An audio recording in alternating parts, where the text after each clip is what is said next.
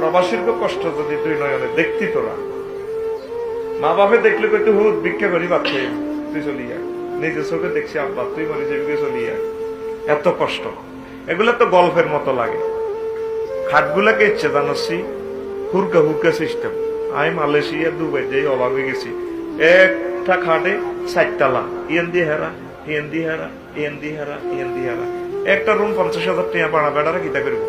এই হইসা বাঁচাই বেল্লাই এই হেরার ভিতরে হতে রয়েছে। আহারে কষ্ট, জীবন তো জেলখানায় আছে। এটা কি জীবন বেড়া?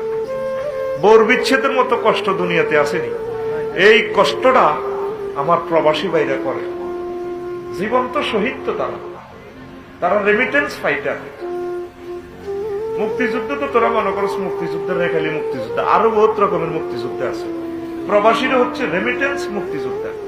দেশ মাতৃকার জন্য যারা লড়েছেন তারা দেশ মাতৃকার মুক্তিযোদ্ধা। জ্ঞান গবেষণা যারা সাধনা করতেছেন দেশ মাতৃকার কল্যাণের জন্য, তারা জ্ঞানের মুক্তিযোদ্ধা। যারা বিচার আচার দেন দরবার করে রাখতে রাত ঘুম নষ্ট করতেছেন, তারাও মুক্তিযোদ্ধা। শুধু এক সেক্টরের মুক্তিযোদ্ধা না, বহুত সেক্টরের মুক্তিযোদ্ধা আছে। আল্লাহ আমার প্রবাসী ভাইদের অবদানকে আল্লাহ তুমি কবুল করো। এই যে এত উন্নত, এটা পড়লাম প্রবাসীদের কারণে।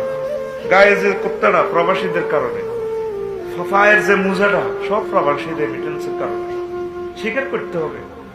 ওয়ার্ল্ড ক্লাস যেটা কাট দিয়েছে জানতো কয়ের আগের দিকে 30 টাকা জানতো, বুঝছেন?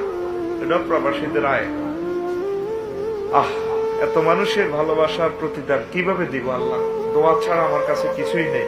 আমি তাদের কল্যাণ কামনা করি।